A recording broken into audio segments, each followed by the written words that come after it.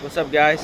I was actually, believe it or not, I'm on vacation. So, uh, I actually had like 4 videos prepared to upload. Like, it was scheduled to upload, but unfortunately, I forgot to actually like set them up on like the dates. So I have no videos up there uploaded.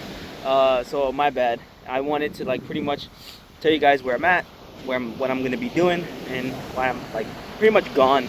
Like, I disappeared for a bit, you know. So yeah, this is late or early, depending, you know, because that video is gonna come up anyway. So, and I'm just going to just upload it anyway, regardless, because it's a good stuff up there. So I did a lot. So, and there's actually still like one video that I didn't finish, and I'm actually still thinking about uploading. So it's still one of those type of cases where should I not, kind of things. You know, will this get me in trouble? You know, so I'm not really entirely sure about that. So, but look at that. That's the currents. That is the waves. And I am going to flip the in my homeland. But America's my homeland, to be honest. But this is my dad's motherland. So this is, I can't tell you where I'm at, so I won't tell you. But basically, I am in another country, first time actually. And I'm not gonna lie, I'm not having a good time. I thought I was. Like, I'm not. So when I first started, I thought like it didn't hit me, you know. Like, I was like, yeah.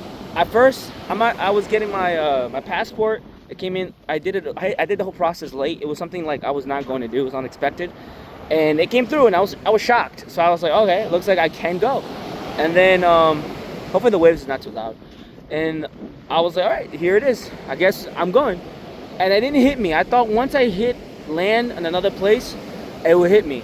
Bro, it did not. I was still like, I don't know why. I don't feel like I'm like, I can't explain it. Like, I don't feel different experiences, like different. I even felt like I was like something was wrong with me. So I don't know. And then on top of that, I got sick.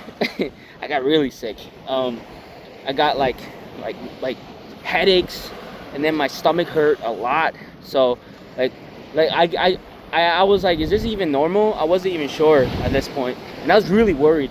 And then pretty much called my cousins, because you know they come here all the time, and they told me, they were like, oh yeah, that's normal, because it's your first time. You never went outside of the country, so yeah, it's like literally your first trip. So of course it's gonna be hard. So yeah, I'm not gonna lie. I'm not having a good time, you know? Today, like, I think this is like a week and a half, I'm finally feeling better. The past couple of days, I've been just constipated and like just headaches, you know? And now I actually feel good. I feel like my body is finally adjusting to the temperatures, you know? It's like 90 degrees, and I'm hearing it's gonna be blizzards coming tomorrow, where New York. So my mi gente, my family are pretty much like telling me, and I'm not gonna lie, I miss being home. Like, I really miss being with my people. I don't know why, but like, I really do miss everyone there. Like, we're always chatting on WhatsApp and sending a bunch of memes or whatever, and I just miss them. You know, I miss them very much. And they're not even my family, which is very interesting. They're like my church folks, but I consider them like deeper, you know, than my roots. It's like a weird thing, you know. But anyway, the thing I've been trying to do in this vacation, I was like, I'm going to sit and read books. That was pretty much what I wanted to do, but I got sick and I just couldn't stay out and whatever, right? But finally, yesterday and today, I was finally able to read, and I felt amazing. So I got this book. So it's called The Art of Worldly Wisdom. The video is going to upload after this one, so you will understand more about it, because I jumped into a lot right now already. But the first video that will come up will be the beginning chapter. So, and then I picked up another book by Nietzsche. And I've been very hesitant about that guy. I'm not gonna lie. I've been very hesitant, because a part of me is like, I'm hearing both sides. I'm hearing this man is like one of those type of thinkers that make you question even your existence, even to a point where it's just like no return, you know. It's like, be careful, you're gonna go into this deep rabbit hole you might not ever can come out, you know, or even if you do, you will have to sacrifice something. Like that's what it kind of frightens me. Look at that current. It's amazing. So I've been very afraid to step into that, but I had an opportunity to pick up a book. I was at a um, at a mall near here, and it was a bookstore. And I haven't seen bookstores and malls in a very long time, so I was like, cool. Everything was in Spanish. Uh, so I saw one section in English, and I saw his book. And I believe this is like the good and or the nature of good or something like that. But whatever, right? So that's one book I picked up, and so far I like it. I like the book so far. So it's really good, interesting stuff, and I think this is my favorite book too. So I'm gonna open it up actually. I can't find a spot to sit down, so hopefully I'm doing this in one hand. But look, I have like a lot of notes, so I've been pretty much diving in these books, and as much as I can, honestly, because I've been pretty sick. So unfortunately, and yeah. So anyway, if I can just pull this up, that'd be great.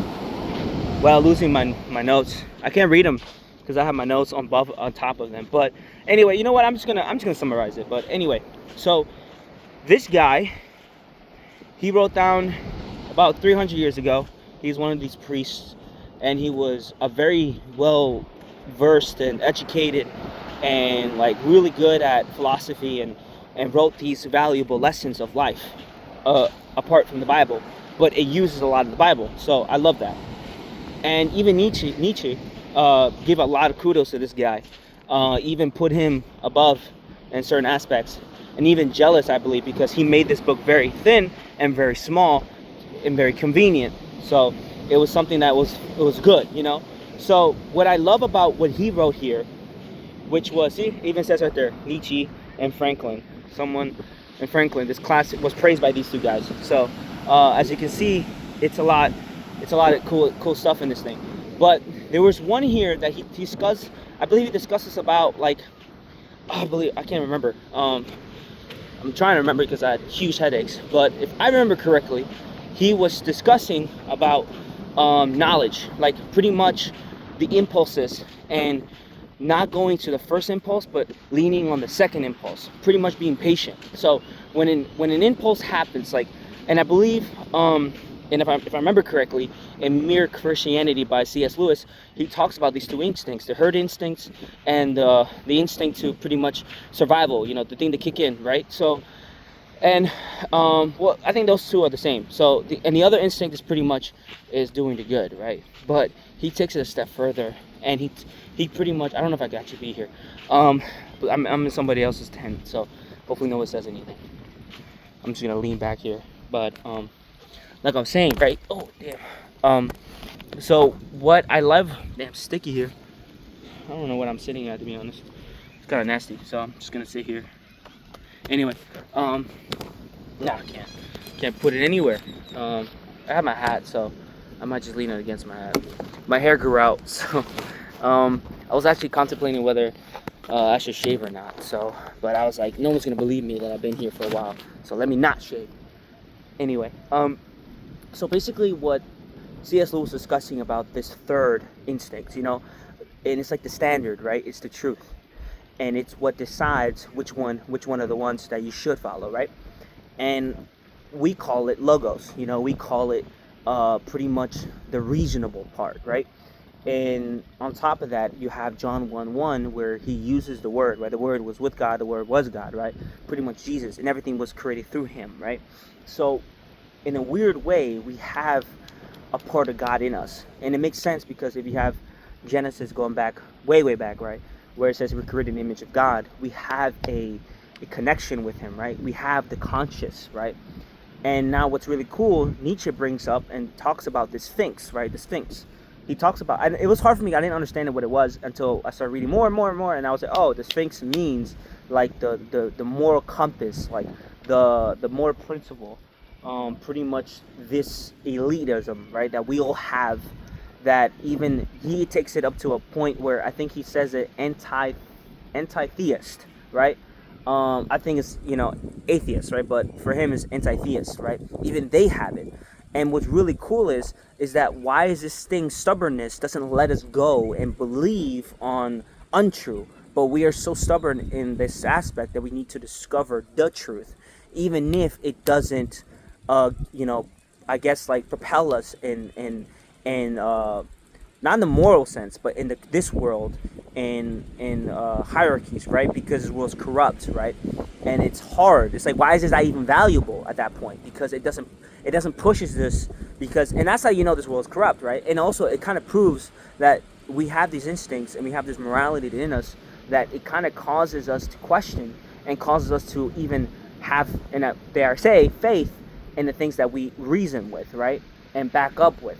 And I was discussing this with my mom over the phone when I was walking in the beach. But that's what Nietzsche was discussing, right?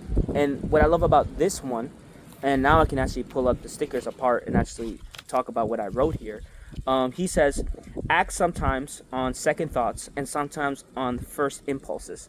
So man's life is a warfare against malice of men. So what I love about the malice of men is pretty much the nature of men, where when something happens immediately, right? I don't know, car breaks down, or you got bad news, someone died, or just something horrible, just instantly out of nowhere, you're in the circumstance. You can either jump on the gun on the first impulse that comes to you, whatever emotional it is, or whatever unlogical it is. He's basically saying, do not lean on that, lean on the second one. You know, the second one where it's rational, the second one where it's logical, where it will be better for you, right? And then he says here, which I love, where he says, I can't even say this word, but is Sadducee, I think Sadducee fights. It's basically Sagacity, and I believe it means wisdom, right? So basically, I'm just gonna say wisdom, right? Wisdom fights with strategic changes of intention.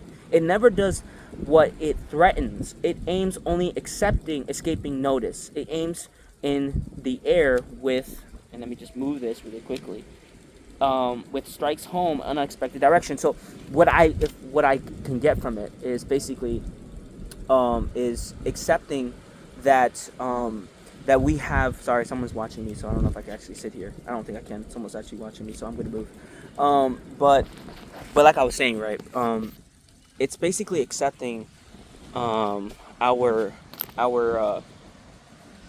what, man, I'm sorry. I get kind of like, you know, distracted when someone's watching me. But like I was saying, in that part, what I think this is my interpretation, right? So I could be very wrong. But what I think he's trying to say, or at least what I received, is that we have this nature in us that goes right where like to this dude. I already forgot. I already forgot. Oh man, I already had it too. Anyway, wait, let me just look at it one more time. Oh, here we go. Okay, so what he's saying here when he's talking about the threatens, and I was like, what does he mean by that? Like, what does he mean by this thing threatening? It doesn't threaten. It doesn't do this, right? So what I'm getting is, it doesn't force. You know, it doesn't force this. It shouldn't come into forcing. You know, it should come into leaning into understanding. You know, leaning into this wisdom, and also following into this better half, right? Into this better approach. And it's hard, but that's why it requires a lot of wisdom.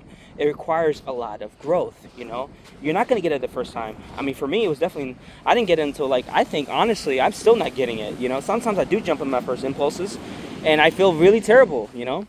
But now that I'm getting older, I'm starting to understand, like, yeah, I can't do that anymore, you know? I got to get better at it. And then what I love about what he says here, if I can just move my stickers, man, is what he says, wisdom is now rises in higher flights on seeing the foreseen, and tries to deceive by truth itself, changes its game in order to change its deceit, and cheats by not cheating, and founds deception on the greatest condor. So here it is, right? So he's talking about the third instinct, which is the absolute truth, which is the logos, which is I say God himself, right? Where it challenges us, and it says, yeah, let's lean on to the second one, but also, what about the third one, right? And I think this is what Nietzsche was kind of wrestling with. It's like this thing, that this Sphinx that doesn't just let us be, you know, and it just wrestles with us. And also, why can't we just believe the untrue, you know, if it benefits, right? In the same way with the logos, in the same way with God's nature, with the reasoning aspect, right? Where it's required with faith at this point, where it kind of does surpasses your understanding, because you have to be like, well, this is stupid. Uh, why would I do this if it doesn't benefit me at all? Why would I do a good thing knowing that it won't work for this, this reality that I'm in, right? It won't push me along my field, whatever career or anywhere you're in. Like, lying could benefit you so much, but you kind of lose yourself. You kind of forget who you are, and at the same time, you kind of forget the logos, right? You kind of forget the word. You kind of forget the Jesus identity, right? And I'm talking about this as a Christian, right? So for me, Jesus is my identity. I try to follow him. I try to imitate him. Like what Paul said, imitate me as I imitate Christ, right? As I try to imitate Christ. I don't know if he says those words, but at least I try, right? Because I know by my faith, he is the truth, and he can live into the truth, and he walks with truth. And that's why I follow him. And I don't know why, but I feel more connected with God, and I actually feel more connected with humanity. I feel more connected with human nature. I'm not trying to say like, oh, I know the problem, I have the solution, right? No, the solution is Jesus. That's what I believe, and the solution is with us. We are the product. We can actually help each other out. We can actually do the right thing, and not like, it's not going to benefit us, but it's going to benefit the Lord. And that's why I love when I believe in Philippians chapter 4 verse 7 or 7:4, where he says, God, the understanding of God, or I believe the understanding of God transcends, no, I forgot, it's either the word or the essence of God transcends all understanding. Or no, here we go. The peace of God transcends all understanding, but it will guard your hearts, your mind and your hearts in Christ Jesus. So there it is. It's like he's kind of basically telling us, like, yeah, this third nature, I guess, like this third standard that has it, that we all have, it's a part of something beyond us. If you lean on it and you'll follow the breadcrumbs, which leads to Jesus, where he says, I'm the truth and the way and the life. No one goes to the Father except through me. He is basically saying, I am the truth, right? I am the logos. I am the word. Once you accept that, do not lean onto your understanding, or better, what he says, you will have peace. It will surpass all understanding, because you will know why you have it, but you just know the fact that you feel this thing, and you feel like it just makes sense, like you're like connected some way. And not only that, you have peace now, and you have peace with who you are, peace with the person that you are with God. And not only that, you kind of understand that there's more to life. You have a meaning and beyond us. Look at that wave. Amazing. Amazing. Anyway, so I don't know, and that's why I'm praying to God, and I'm asking, like, Lord, I wanna do something. I like talking to people, right? The reason I went all this rabbit hole, because I wanted to understand what people think. I don't want to just come out with the Bible and just like, anybody can preach, right? But I actually just want to understand why they do believe that they do, and why do they feel the way they do, right? And it's been very tricky, and it's been very hard for me, because, like, this thing, I always say this all the time, like, this thing has to be true, right? Christianity is real. It needs to stand up against all whatever is coming its way. And I have to stand behind that, right? I have to stand like 10 toes deep, pretty much, right?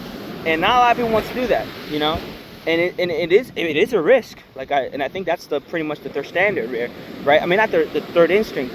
It is a risk, because you could lose a lot. People will look at you differently. People will talk about you behind your back, things that you've never seen before, or your friends that you thought were your friends, or even your family at that point, right? They won't even respect you. They won't love you. They won't like you. Whatever. It doesn't matter. But as long as I'm with the truth, which is Jesus, I know I'm fine. I know that I'm fine. And in fact, not only do I know I'm fine, I will pray for them and love them, because that is not them. It's the human nature. It's sort of like, it's like this. I see like a childish relationship, right? Where it's like, it's just they're just acting up, and eventually they'll snap out of it, right? And we only hope, right? We pray and hope, and we can only plant the seed. And that's why I understand, where I finally make a choice where it is the truth, but now it's my truth. So when we accept Jesus as our truth now. Like, we know he's there. We know we borrow the morality, the laws of logic, whatever you want to call it.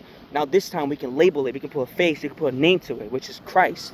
Now we accept it as my truth. This is my truth. This is my identity. And this is what I want to follow and live by. And it touches my heart in a deeper level where I start to feel emotions that I never felt before. I'm not lying. Like, it's been hard for me, because I'll give you an example. And I believe this is what God had to test me, right? Had to test my heart. I'm not gonna say too much because I don't want to get in trouble. But let's just put it this way. I had to forgive someone who made my life very difficult, who had done things to me that it can never be reversed, right? And not only that, it in a personal level, and abused me verbally. I can't say physically because I wasn't forced, but basically hurt me to the point where my body is not the same anymore. Okay, I'm gonna put it that way, right? And not only that, I had to learn to forgive him, but I had to learn to accept what has happened, and nothing I can do about that. But I can't let that control me. And it built up a lot of anxiety, it built up a lot of stress, and it built up so much so that I couldn't breathe anymore, and I was like sort of panicking at that moment. And I was like, God, I don't know if I can forgive this thing, Like, this guy really made my life really hard and forced me to do a lot of things that I didn't want to do.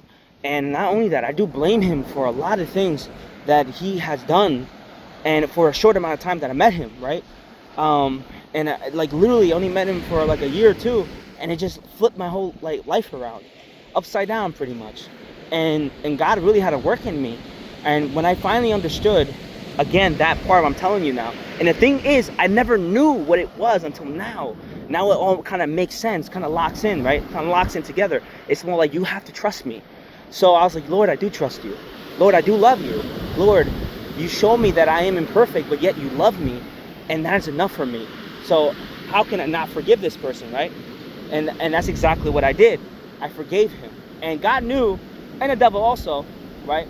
Because, all right, you forgive him, you can say that easily, but one day you're going to have to face him, right? And that's exactly what ended up happening. Eventually, I had to face him, and it took a lot out of me to say those words. And not only that, I would pray for his family, I would pray for his family, and sometimes when we started fighting, I didn't fight back. I didn't do anything anymore. I kind of started seeing like the way God sees us, I was like, we look like little kids to him, we're fighting over something so ridiculous. And at that point, I felt peace in my heart. And then I started telling him, hey man, I forgive you. Like, what you did to me was pretty messed up. Fine, that's cool. But I got nothing against you. I don't want nothing to happen to you. In fact, I pray for you. I really do. I really want you to be saved, because you see all this stuff here, it doesn't matter. We're all gonna die one day. And at the end, it's what matters in our souls. So I was like, I really want you to be saved. That's all I said. And I walked away. I walked away. I didn't even know what he said to me, but I just felt relieved that I was able to do that, And yeah, and that meant a lot to me, and it made me feel like, okay, this is real. I don't know where I'm going, God. I don't know where I'm going with this. And yeah, my relationship with him has grown, and now I feel like I can actually understand, So, and there's a lot more, and I'm sorry guys, I wanted to say a lot more, but that guy was kind of watching me, so he was like, you're not supposed to sit there. And I had a lot more to say in this book, in another book. Hopefully what I was saying wasn't rambling on and on, but hopefully it kind of makes sense and coherent, right? But basically, I enjoy reading, something that I've never thought that I would do, and that's how I know I changed. Because before, my approach to reading was more like a work thing. Now it's more like, it's like sort of I'm discovering new things, new talents that I never knew I had. And also at first it was more like, I actually just want to do this because I actually want to understand what people think and what people would say to me. And now I just want to know more. And it is because my relationship with God and my love for him, and also I'm here for the truth, I want Christianity to be the only one, and I need to stand on that. So, and it's a big deal for me. And another thing that really shocked me was when my sister and my cousin, before I left, they didn't come with us, and we were pretty much chatting, and we were talking about like religions, and we were talking about Muslim at that point, and I was pretty much giving my point of view, and like I said I have the Quran and I read it, but to be honest with you, at the end of the day, I don't think you really need to use that. I think just the relationship with God, him coming down as a human nature, that itself alone makes so much sense than to the fact that you have to worship Allah. You have to work so hard. It's more like a reward, faith, salvation, or pretty much works-based salvation, where you have to work hard towards him hearing you and listening to you, and maybe he will give you an ear or two to listen to what you have to say, and perhaps he'll forgive you, right? For Jesus, it's completely different. Instead, he actually became flesh and suffered alongside us to understand us in a level where nothing can match that. And I think that is more, for me, it's more impactful, because that grows a love that is stronger than a work. Like, if you think about it, it's like a relationship. It's like you have to work so hard to make this person happy for you. There's no value into that relationship. We can see that pretty much every day. We can see that with a lot of people around us. But with Jesus, it's more like, I came when you needed me. I came when you didn't need me. I was there, until finally you realize that I always loved you. So it's like a deposited love compared to a transactional. Like, I have to get something out of this. And I think that makes so much sense to me. And after that conversation, she was pretty much shocked. And she goes like, Josh, what happened to you?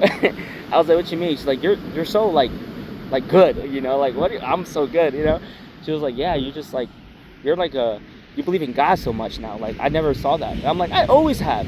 And like, I literally always have.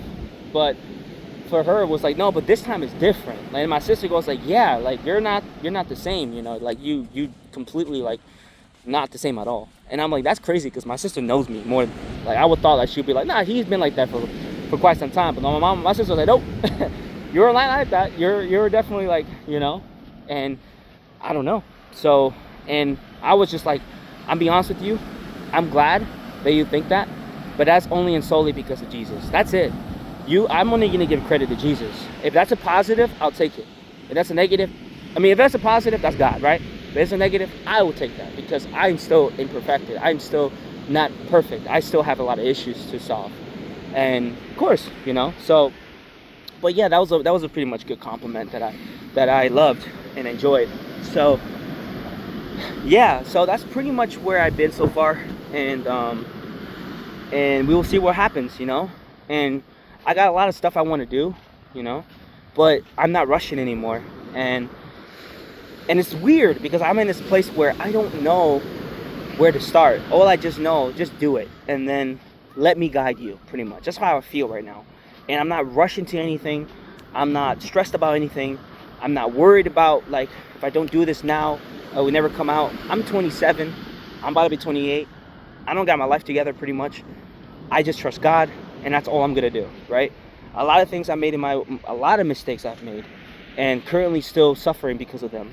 But I know I'm not suffering alone. I'm suffering with Christ, and that is a big deal for me, And I think, like, where I forget his name, Dostoevsky, right? I think I'm pronouncing it incorrectly, but what I love about it, and I think this is what he means too sometimes, when he saw that painting of Christ, pretty much his dead body, the suffering nature, he said, I'd rather have that. No matter what truth is out there, this is what, like, if there was actually, like, here it is, like, this is it. Nah, I want this. And that's why I feel like the connection with Christ, because, like, I can't explain it, man. Like, it just, not only it feels right, it is right. And it just, I get goosebumps right now when I'm just talking about it. And I just know that doing this, suffering with me, and just, picking up your cross and follow me, like, it just, he's there, he's alongside you. It's just like, it's amazing, I don't care about, like, the prophetic and the spirit, like the healing, all this. Yeah, it's important. I'm not saying it's not, but just that human nature, it's what drives me. That's why I just feel so much deep in love, where I'm like, I can't explain it. Even my mom, my mom tells me too. She goes like, I got another philosopher in my house. Asking questions. No, she didn't say another. She said, great, I have a philosopher in my house. But because I do ask so many questions, and I'm very curious. I've always been very curious, but this time I'm just like more open about it, right? And more honest with myself. And yeah, and I do see it with my relationship with people. You know, before I would do it because I wanted them to appreciate me. I wanted their, you know, reward. That was my reward, is feeling and being you know, having the attention.